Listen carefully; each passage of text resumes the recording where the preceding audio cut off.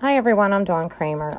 Sorry you cannot see my face in this video. I'm having issues with having the video work on my computer, so I had to use my cell phone. You really don't need to see my face though for this technique. It's more about imagining things. The technique I decided to use for this assignment is called the 5-4-3-2-1 technique.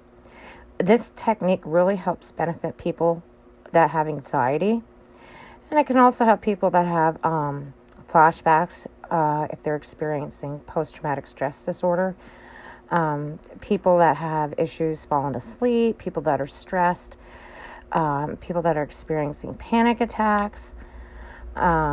Anyone pretty much can benefit from this exercise. The first thing, though, I like to do is to have what's called finding your breath.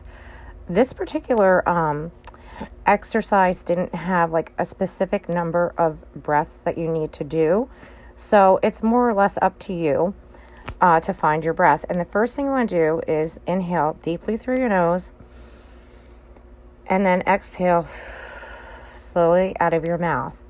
So I'm going to do that again. I'm going to inhale deeply through my nose and exhale slowly out of my mouth. And you can repeat it as often as necessary until you find your breath. Now, the first thing you want to do is you want to imagine 5 things, or actually try to find 5 things you can see and look at. So, for example, you might see a television, a cat, a car, or if you're at work, you might see a phone or a desk. So after you imagine these things, or actually saw them, you go to the next step, which is 4 things you can feel, or you can actually touch or imagine. So if you can't really find anything around you to feel, just imagine something that you would enjoy. For instance, it could be like you could feel the softness of your shirt. You might reach up and feel your hair. Perhaps you can pet your cat or dog, or you might want to feel your blanket. The next step is to imagine 3 things that you can hear, or actually listen to 3 things that you can hear. So, for example, you might hear a car driving by, a bird chirping, or a song playing on the radio. This step is important, though, to try to listen to noises outside your body that are external sounds, because we want to stop our minds from thinking on the inside and focus our bodies and our minds on the outside. The next step is to imagine 2 things you can smell, or you can actually smell. So if there's nothing around you really can't smell, or you can't think of anything, you can imagine it. Think of something that you would like to smell. So, for example, like if you're in your kitchen, you might smell some food that is cooking, or if you're outside, you might smell some flowers. The very last step is to imagine something you can actually taste, or to actually taste it.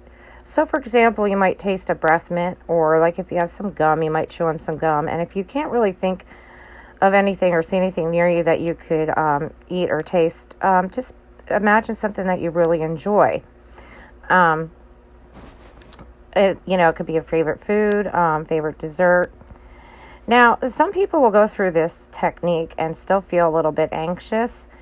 So what I recommend is, if you're still feeling anxious, but you are starting to feel a little less anxious and calm down, is to go back through the 5-4-3-2-1 technique steps.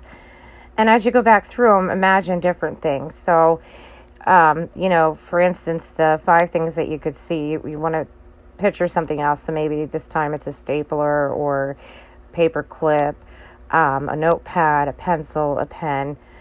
And then again, 4 things you can actually touch or imagine touching. 3 things that you can actually hear